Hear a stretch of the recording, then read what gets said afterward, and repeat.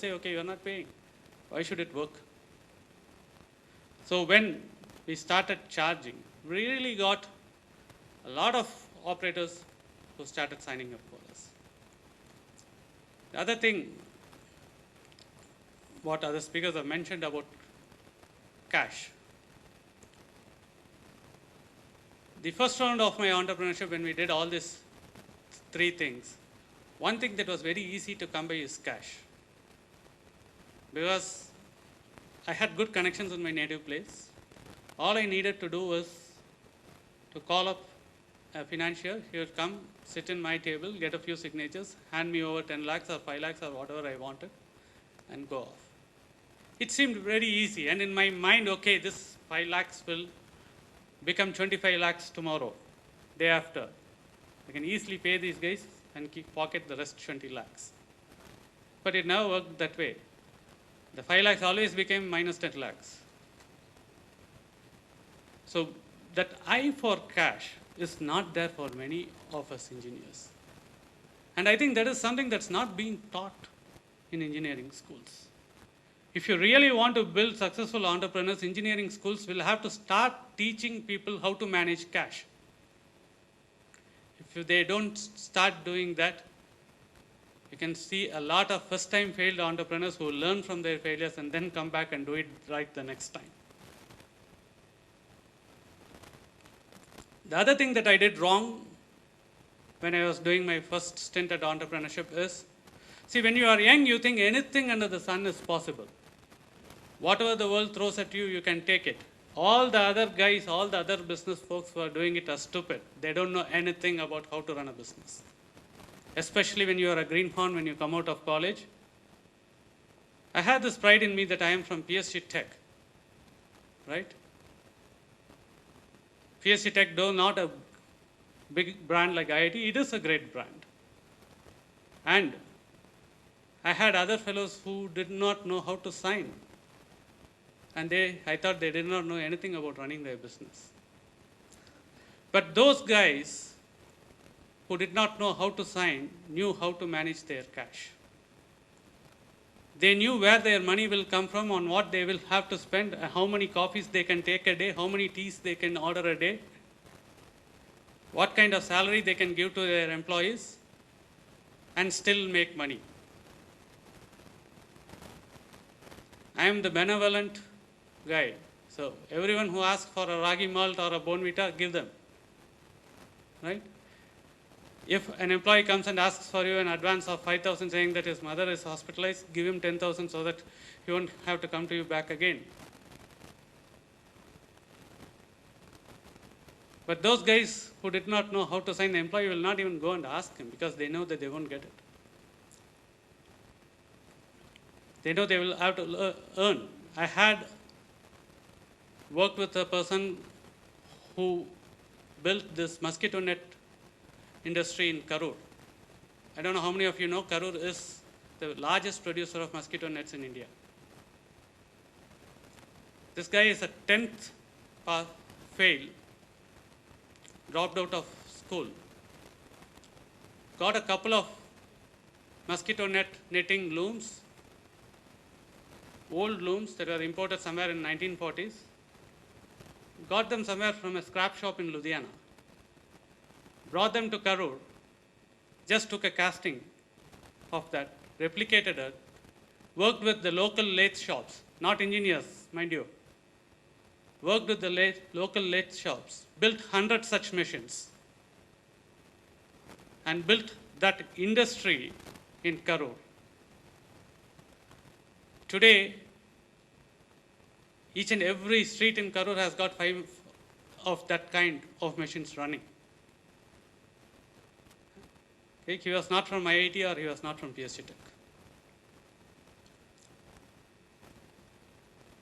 But a lot of people like me who claim to have pretty good degrees, pretty good pedigree, we fail because we fail to see what is obvious. We think we know it all. So that is the first failure for an entrepreneur. So beware of that. If we are always on the lookout, if you acknowledge that I don't know it all, I cannot do everything at a time. I cannot run an engineering enterprises company, a software company, and a garment company with only me being the sole management layer. If you are able to recognize that pitfall, a lot of us would survive your first stints as an entrepreneur. The other thing is location is again very important. Running a software development company in Namakkal had its own challenges. In 1992-93, when people had not seen computers, I had a 486 machine which I got out of my father's PF. Okay, my father was a divisional engineer in highways. He passed away when I finished my +2. My mother had wisely put everything in a bank deposit. And once I left college, I said, okay, take all that money, buy a computer. It cost me 1 lakh rupees to buy a 486 machine with a printer and load the latest DOS on it.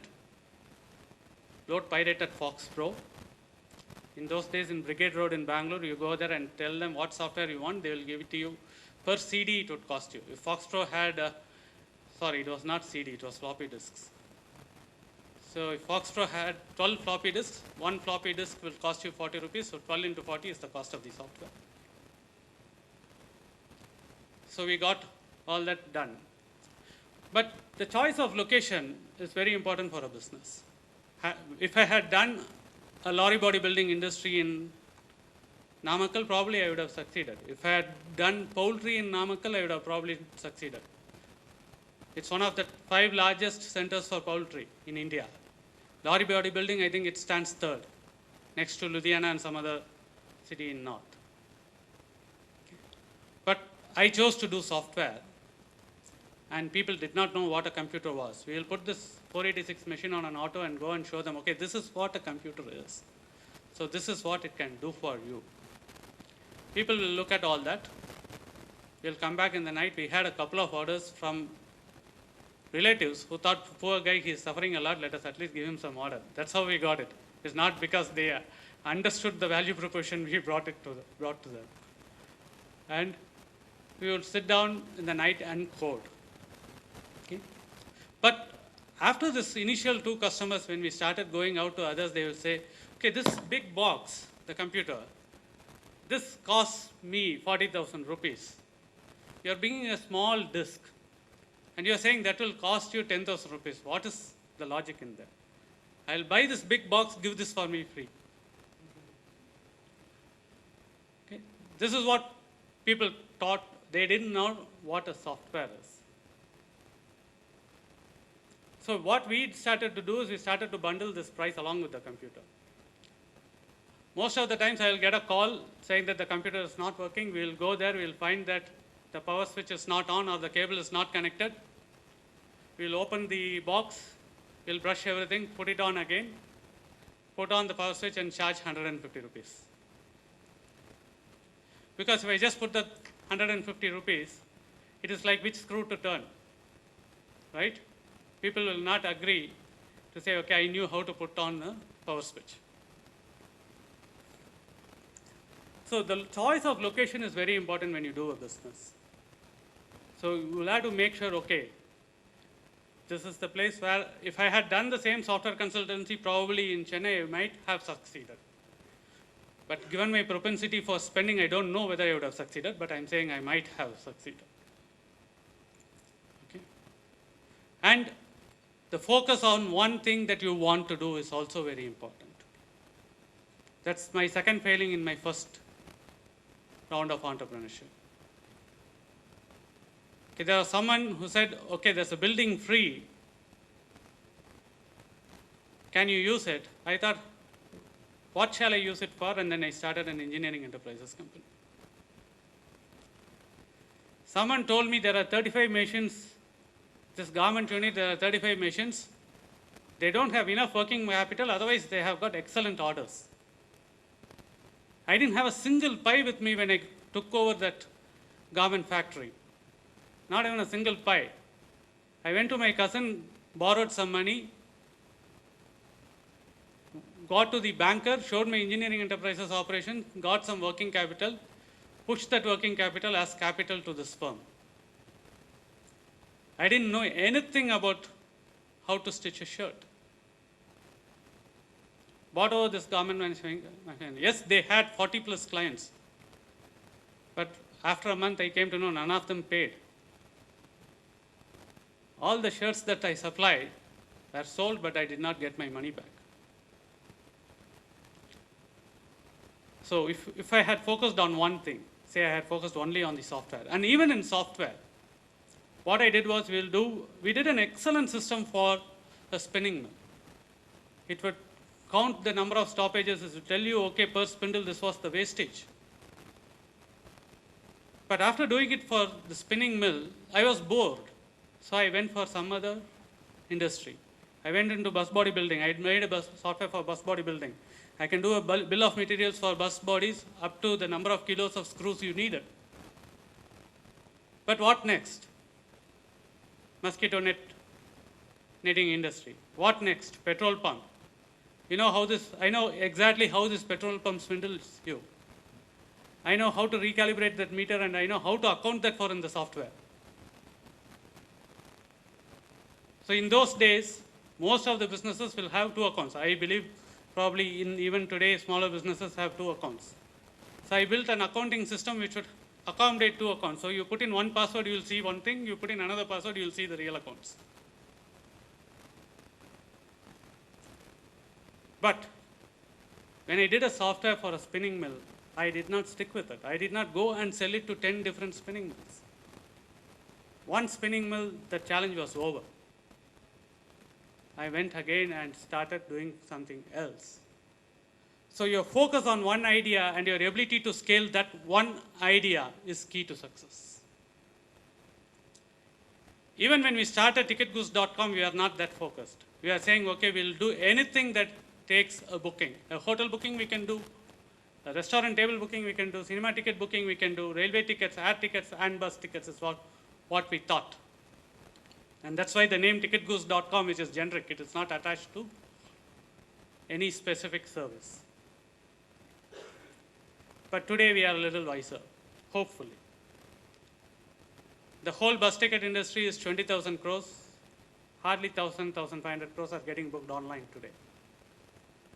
So even though there is a market leader who is 10 times bigger than us, I believe there is enough space for us to grow and enough time to become the market leaders. So what do you need to do to become the market leaders? As my previous speaker was mentioning about the brand value, how do you create a brand? Brand is needed for anything. It is only the stakeholders that differ.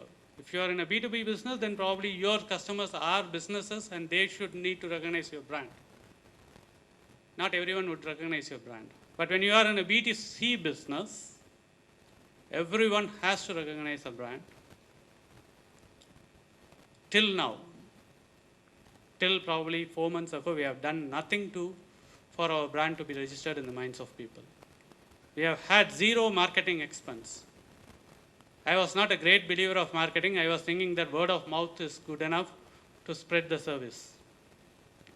But now I understand it is not. How many of you know ticketgoose.com here? How many of you have seen the TV commercial that we ran?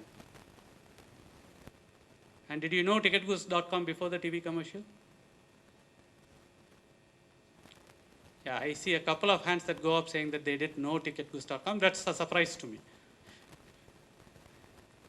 Because I used to go address a lot of colleges, and before that, if I go and ask a crowd of, say, 1,000 people, hardly 10, 15 would raise their hands to say ticketgoose, they knew ticketgoose.com. After the TV commercial, hardly 10, 15 don't raise their hands. I was very much against this idea of going to TV for putting our brand on the TV. But my mentor, he forced me to do this once we got the second round of funding. He said, it is time that you start putting money on your brand and make people know what your brand is. So we have got this awareness now. people know that there's something called ticketgoose.com where you could go and book tickets online. But is that enough? Definitely not. You know, okay, ticketgoose.com is there, but why should you book tickets on ticketgoose.com when there are multiple other brands that are available? When there's a gorilla sitting there, ruling the market. So we will have to strive to give the better value propositions to our customers. So that's what we are working on. Our mobile app today is vastly differentiated from my competitors' mobile app. We have got a little small features which will let you do things in ease, like storing up your favorites and being able to book on a single click, like being able to track buses which have GPS. So what happens to buses that don't have GPS? Hardly 15-20 buses have GPS today. So we are working on putting GPS on buses. So that's how we have grown to this stage.